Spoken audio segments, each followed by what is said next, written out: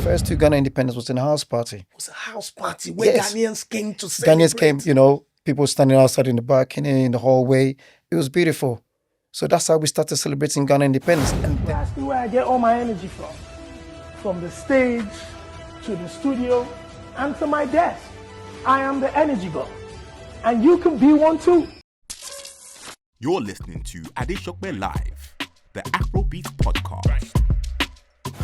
Welcome, ladies and gentlemen, boys and girls, to a brand new edition of Adeshokbe Live, the official Afrobeats podcast, here in Afromedia Studios in the heart of London, where we break down the hottest topics in the culture. And I'm joined one-on-one by a special guest to chop it up with me, as always. Listen, we appreciate your likes, comments, subscriptions. Very important. But the last time I checked the statistics, I was told that 85% of the people watching this podcast is yet to subscribe. So I need you watching right now to click the subscribe button, share, comment, like. The bigger the platform gets, the better we're in position to promote our own people and our culture without waiting for anybody to do it. And we appreciate you whilst you're doing that. This is brought to you by the Energy God, Energy Drink, and stay energized, be yourself. This is for us, by us. So go to energygod.com. Pick up a can. We appreciate you whilst you're doing that. And if you're in the UK, anywhere in the UK, you need a brand new car or any kind of car of your dreams, check out Anchor Car Sales. They would give you a specialist to review your budget, to check out the car of your dreams and make sure they can get what you want for you. Not only will they be able to advise you on the best options that you have, but they will also be able to deliver the car to you wherever you are in the UK without any stress or hassle. Go on Anchor Car Sales on social media. Tell them Shopsy Do sent you, and I guarantee you to get a discount. Now, joining me in the studio for the very first time is an OG of the Afro pop culture. One of the reasons I'm excited to promote our culture with severe passion is because of this man. This is one of the pioneers of the culture in the UK, promoting Afrobeats music, Ghanaian music, African culture for decades. The founder and CEO of Ghana Party in the Park. They made one of the people that put the Ghana independence ceremony together, running into 3 decades now. Without further ado, they know him as Akwaba. We know him as Dennis. Ladies and gentlemen, it's Dennis! hey, my bro. Listen, I know I had to drag you out because you don't like talking. No, I don't. Listen, I told you before that the era we're in now is either you share or people claim your glory. Don't you guys even think about that? That a lot of the work that you guys have put in, other people will just come out here and claim it. They're already claiming it. So yeah. Listen, how you doing, man? You look amazing. I know you. There's so many millions that you've made over the last 3 years. I'm still making more. There's still a few more to put in the bank account. Absolutely. Listen, Dennis, you're one of the people that I believe not only people like myself should speak to, but also the audience should listen to. Because where we are today, particularly in the United Kingdom, you are one of the key players in moving us in not only in this direction, but giving us a voice to celebrate our culture. I want to talk about you as a businessman, a promoter. How did Dennis decide to start promoting, Ghanaian music and Afropop culture here? That's very simple. It's my love for African music. That's what got me here. That's what got me into promotion. And I actually started off as a DJ. A lot of people don't know that. Radical D. Yeah, that's a name that when you mention it, it's only a few people. Only a few people know. Yeah. So yeah, I was more of a DJ in a DJ group called 90%, where you had 6 Ghanaian young men trying to break through a difficult entertainment industry. And what year was this? This was, I think, oh gosh, I don't want to give away my age. Yeah, I think this was the late 80s, early 90s. Yeah.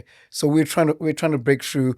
We started off as a sound system first, hiring out sound system equipment to big events. Like back in the day, we used to have this thing called acid house events. Yeah. Acid house events were in big warehouses, Lee Beach Road, yeah, outside in Romford, in warehouses. So our main job was just to provide the sound system.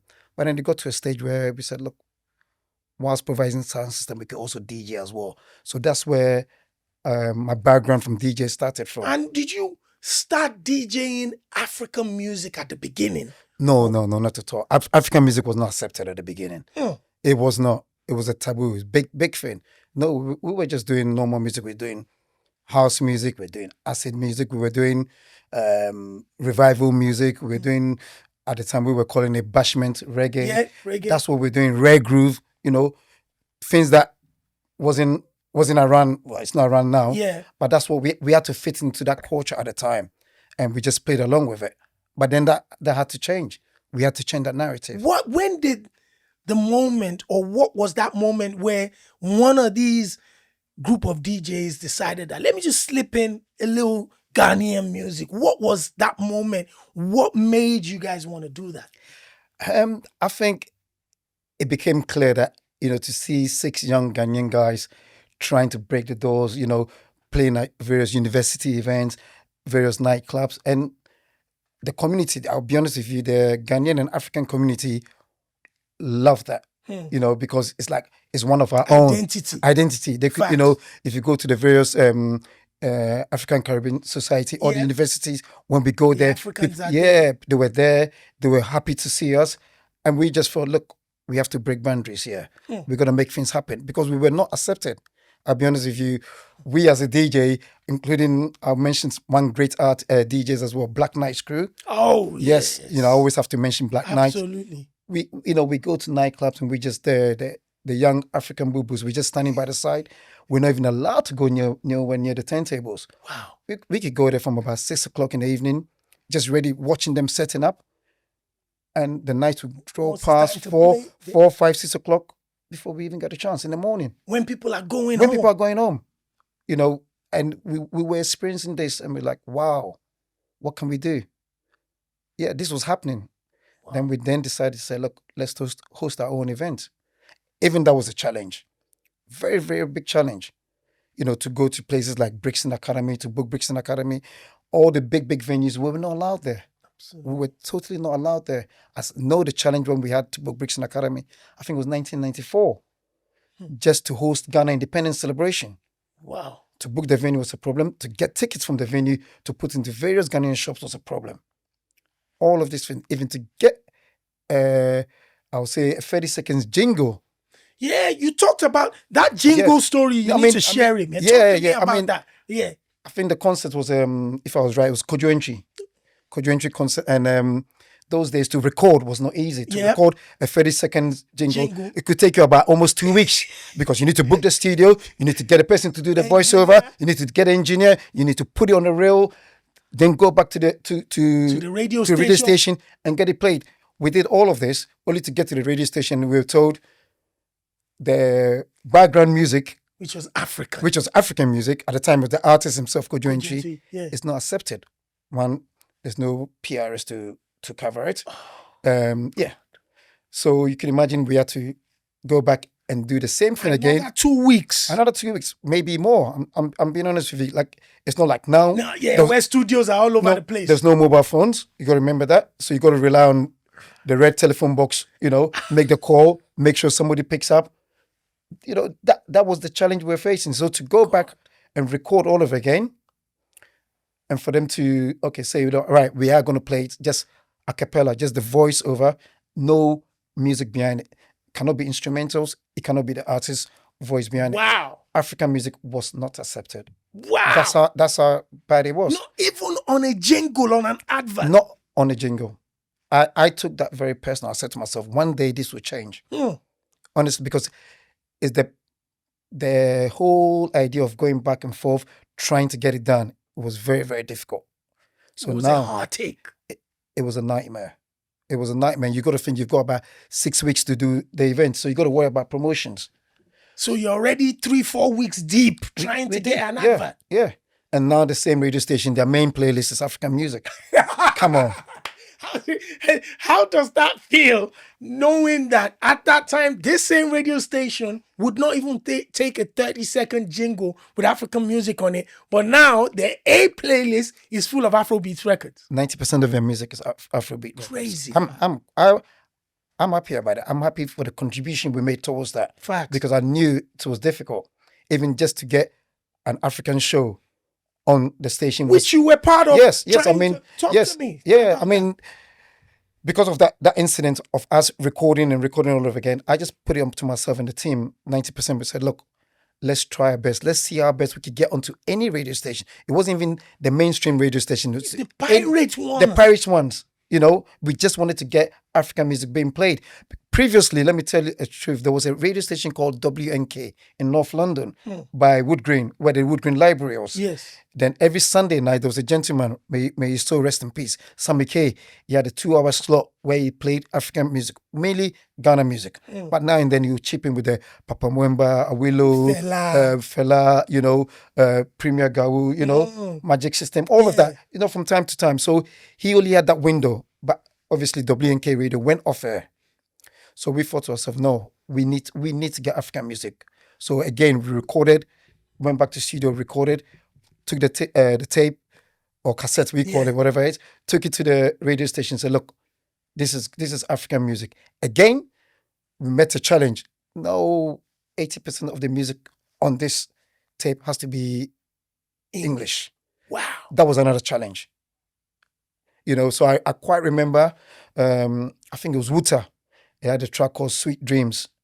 So I listened to Wuta and most of the lyrics was 80% English. I went back again and said, look, listen to this. This is African music. Wuta, listen to it. And then, 90% come and play African music on the radio. And now we all enjoying it. Now, that's it. Now, the Ghana independence celebration. I want to talk about that because you and I have said that that's almost like 3 decades long now in the UK. Yeah. In my opinion, I stand to be corrected, but I believe the Ghana independence celebration is maybe the longest running consistently in this country when it comes to African Independence Day celebrations. Definitely it is, and it's still running. We're now even in a different generation whereby, you know, the Gen Z people are also into it. Absolutely. Yeah, I mean, we started. I mean, my very first Ghana independence was in 1988. Jeez. And it was in a house. Those days it was house party. Again, you know, we didn't have restaurant, we didn't have nightclubs, so we rely heavily on house parties. You know, whereby you're playing the music and you're worried about police coming to tell you. Yeah. So that's how it started. My first 2 Ghana independence was in a house party. It was a house party where Ghanaians came to celebrate. Ghanaians came, you know, people standing outside in the balcony, in the hallway. It was beautiful. So that's how we started celebrating Ghana independence. And then we went to the big nightclubs. At the time, we had a nightclub in East London called Bel Air Nightclub, which is now Westfield Shopping Centre in East London. Yeah. That same location? Yeah, that same location. It used to be one of the, I would say, the black nightclub that was here around at the time. You know, even just to get a booking there was a challenge. You know, so we went in there, did Ghana independence, 4,000 to 5,000 sold out. Wow. Yes, 4,000 to 5,000 sold out. We did that for 2 years.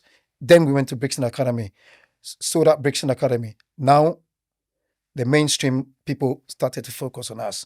90%. Who are these young guys? Who are they? Then it didn't stop there. The same radio station that didn't want to listen to African music started booking us as DJs. Wow. That's the story. So then we started playing in the big venues. I mean, we had Hippodrome, we had Handover Ground, we had Samanfest. I mean, Leicester Square, you know, Gas Club. You know, so we were the new boy band, you know. So we enjoyed it, but you know, we made it.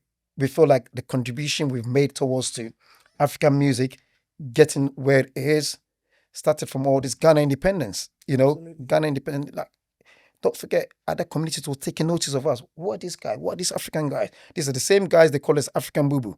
He said, that was, look, the challenge we faced in the playgrounds of schools and everything else, it was not cool to be African. Facts. It was not fashionable. Facts. And all these boundaries had to be broken. Now, African shows or Ghana independence or whatever we may be doing was the main focus when it comes to African celebration and Black celebrations as well. Facts. Yeah. Listen, another thing that I noticed, like I say it all the time, that, you know, my experience at the Ghana Independence Celebration 2010 was not only mind-blowing, it was life-changing for me as an individual because of what I experienced, everybody just being under one roof, especially at the time when Azonto music was the number one genre in Africa. To have the top 10 Azonto artists and the biggest artists from that genre in a building transformed my life. But I know that a lot of those artists, Ghana's independence celebration is the first reason for them even getting out of Ghana in the first place. Talk to me about some of the artists that it was their first to travel out of the country. Wow, it's quite a lot. I know. We'll be here. There's quite a lot. There's Reggie Rockstone, there's Sarkodie, there's Tic Tac, there's Lord Kenya, there's Kiddy, there's Kwame Eugene, there's every generation. Look, this has been going on for a good 30 years plus. So every generation we've had a chance, and some of our legends as well, like Kojo Entry, Daddy Lumba, Amachidede, I've seen twice. Yes, we were bringing them back and forth for shows, and I was happy to be contributing, making sure, we gave the community here the opportunity to see those guys, because those days traveling wasn't the same as it is now, going back and forth. Yeah. It's not like how we got 30 December, we could just get up and go. No, it used to be years before family members came home. Yeah, yes, before family members. Or yes, yes, before they came home. So Ghana independence played a crucial role in our entertainment culture. The artists looking forward to coming on it.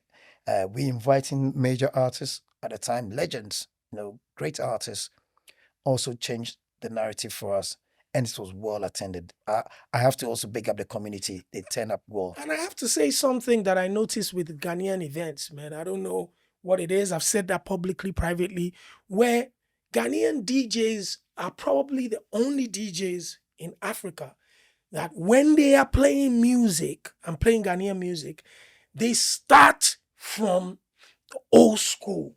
So when I came to the Ghana independence ceremony last year and I saw pretty much teenagers that were born and raised in the UK, they were singing the old school records word for word.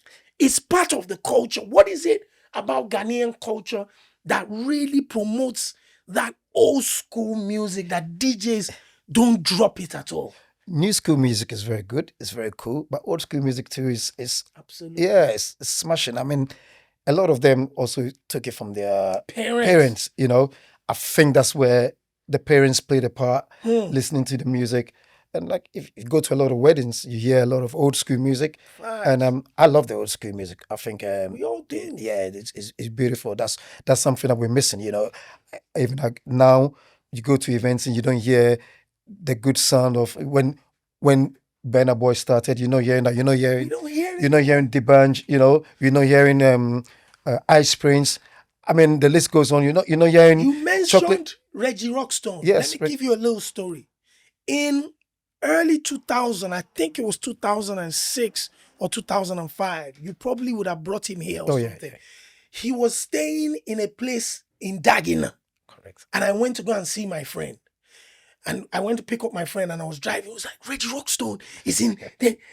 Reggie Rockstone, because then we only had Ben Television. Correct. And Ben Television will show, maybe 1 or 2 videos from Ghana, this, that. It was so big for us to run into an artist from back home. Yes. There's a beautiful story about Reggie Rockstone. Reggie Rockstone actually lived in the UK. In UK before he went to America. Before he went, because he was an artist. I think it was POZ. Reggie was one of a big hip hop artists here in UK. Wow. Yes. Then obviously America, and then back to Ghana. Oh. Then we went to Ghana and brought him back in 1999, because at that time, godfather of hip life. Hip life. At the beginning. I'm like, wow, this guy. I used to roll with him because I was a DJ when he was here in the UK. Yes. And then I had to, go back to say, look, guy, Reggie, you're doing something. Hip life was powerful. So we went back and brought Reggie back to the UK to come and do Ghana independence, 1999, Stratford Rex. Over 5,000 people, plus the people that couldn't get in. That was the Reggie Rockstone effect. And that was the normal thing back then. Normal thing. If you don't get there on time, you will be part of the thousands outside complaining. Yes, and that's now. they'll be going in the comment section and telling you what was happening. Yeah. But for instance, change Ghana independence at Stratford Rex. God, I can't forget it. We're speaking about Ghana independence and the most recent Ghana independence ceremony. Shout outs to the legends R2Bs. You had Olive the Boy. You had a group of King Paluta. Yes. Incredible night at the Indigo too. Yeah. But I had a conversation with my brother Stoneboy here, which somehow, Dennis, how did we end up with 2 Ghana events on the same day? Stoneboy said it was his big brother, Dennis, that made that decision.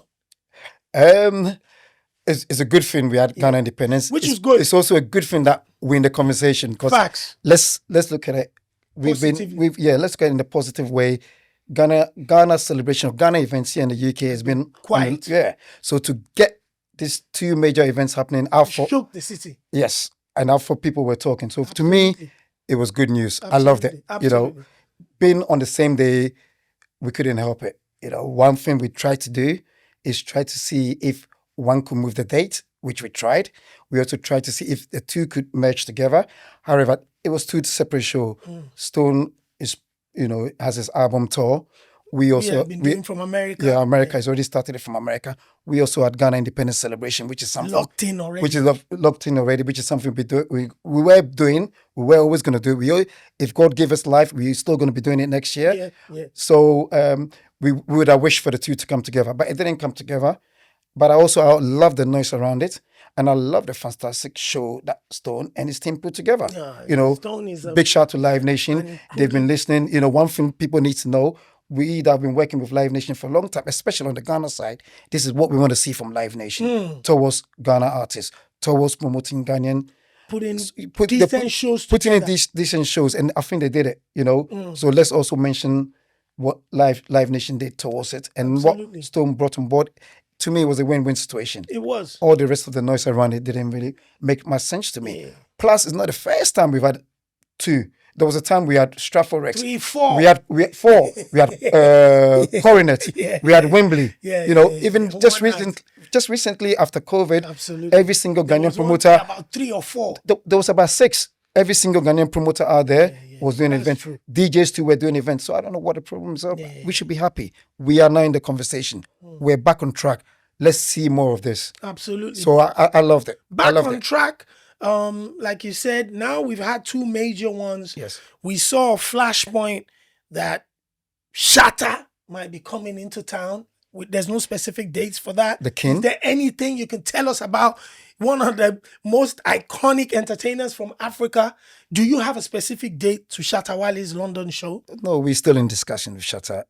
We would come up with an announcement very What is it like navigating the artist business and some of the politics that goes beyond that and trying to deal with different personalities, haven't done it for so long? What is that position like for Dennis? For me, it's all about power of negotiation. Yes. Who's going to get the better of a deal? Yes. Whether the artist or whether the promoter. Also what the community wants as well. Facts. We know the community wants to see Shatta. We know they want to see Stoneboy. We know they want to see King Promise. Yeah. They want to see Sarko there, and they also want to see a new kid we got coming through, a guy called Kwaku Smoke. Oh, I posted him today. Big Smoke. Oh, watch out for Big Smoke. Do you know the funny thing?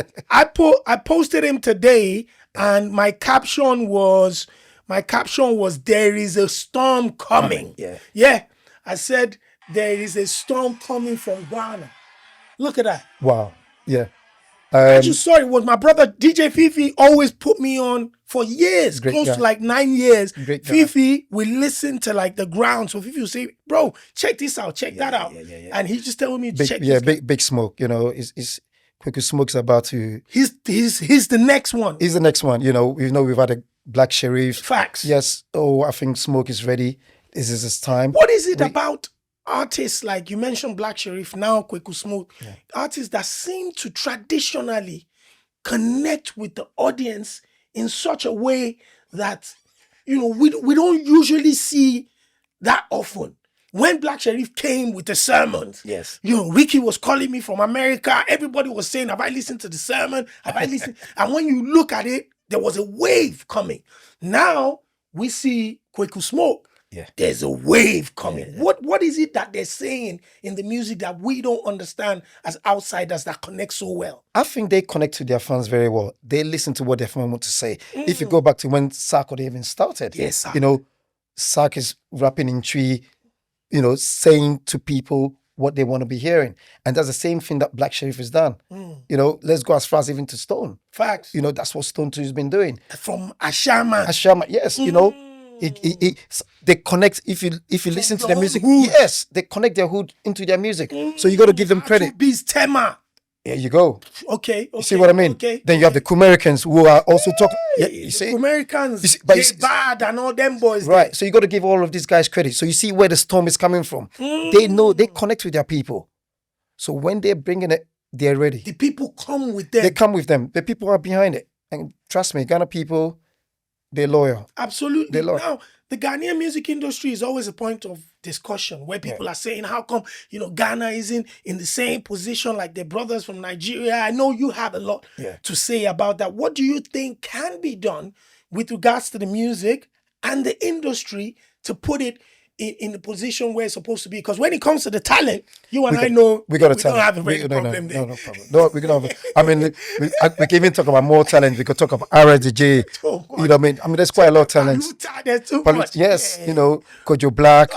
There's a few Sina So Kid. I mean, I think. Look, the world is very small right now. Yes. Internet's made the world very small. Facts. So now we got to make sure when we are doing music for our people in the hood or our neighbor, whether it's Ashama, whether it's Tema, whether it's Teshin, whether it's Pram Pram, we should also think of somebody who is in Australia, somebody who is in Germany. We got to think of all of this. And somebody in Promise recently did a good tour in Asia. Absolutely. We got to think of people there are also listening to our music. So how best can we connect to it the creation of what we're about to do? I think the minute we get that, we will get it right. Listen, let's go back to Adonai, Sarko there. There you go. The global record. Global record. Over what? How many years? Over 10 years, whatever it is. Global. That was a big hit. That connected to everybody. So Ghana music could do the same. Facts. I know our artists are doing it. It's just a matter of time. Fuse ODG, let's give him credit. Come on, talk about that. You see, let's give you see what I mean? So it's not Fuse ODG does not get enough credit. To me, never gets. Never gets and enough credit. Let me tell you a story about Fuse ODG. I put him first on a show. If I tell you, we really had 12 people turning up at a show. Say that again. Yes. I think it was a venue in South London called Caesars, Streatham. Fuse never gave up. It came on Ghana Party in the Park. The next thing is, boom, one of the biggest stars. He doesn't get the credit he never deserves. Gets the credit he deserves. What he did with that track, the Azonto track, what he did with Antenna. Come on. What he did with the album, Tina. What he did with Ed Sheeran. And he's still carrying on. He's still this new African movement. Fuse is still going on with it. So I love Fuse. I know what he's done for me. I know he believed in me, even when events. He did. Yeah, and I also believed in him. And I even took him to Ghana to come and go and do a show in Ghana. That's amazing. That tells you. So yeah. You talk about Ghana Party in the Park like it's nothing. Ghana Party in the Park is 20 years this year. As best as you can, tell us about Ghana Party in the Park and what the 20-year celebration will be like. Ghana Party in the Park is a culture. It's something that is brought different generation together. When we started Ghana Party in the Park, we never thought 20 years we're gonna have a black-owned festival still going on 20 years in the UK. Yes, let's talk about in the UK. To have that still running 20 years down the line, then I look at it and thinking, how many artists? Yes, we've brought through. One of the strengths of Ghana Party in the Park is making sure we bring new talents. It's the idea of bringing new talents. That's when the likes of Kweku Smoke will come in this year. We're talking with him to be our headline artist. So that's what I'm saying. There's a storm coming, big storm. That's a big storm. Ghana Party in the Park is. I've seen different generation, come through. I've seen the way families have come through because it's for all ages. I love the culture elements. Whether it's for business, whether you want to see the first time to see somebody panding for food. Man. Some of the young generation, they've never seen people panding for food before. Live. Whether to see, it's just a connection. You can shop, you buy food, you buy different things. For business, for pleasure.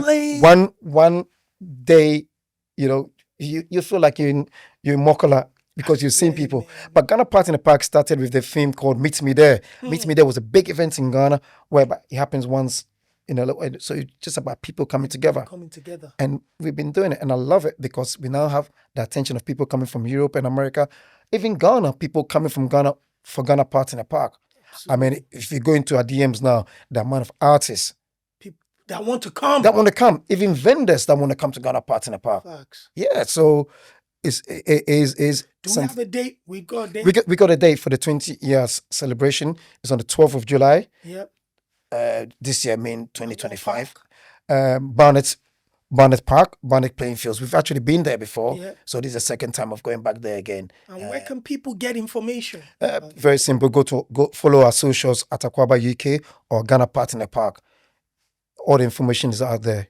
Listen, my brother, I know I could talk to you for a lot more time, and thank you very much for coming this time. I want this to be regular because this is how we're going to build our industry. But I want to give you your flowers because a lot of people like yourself in your position never do.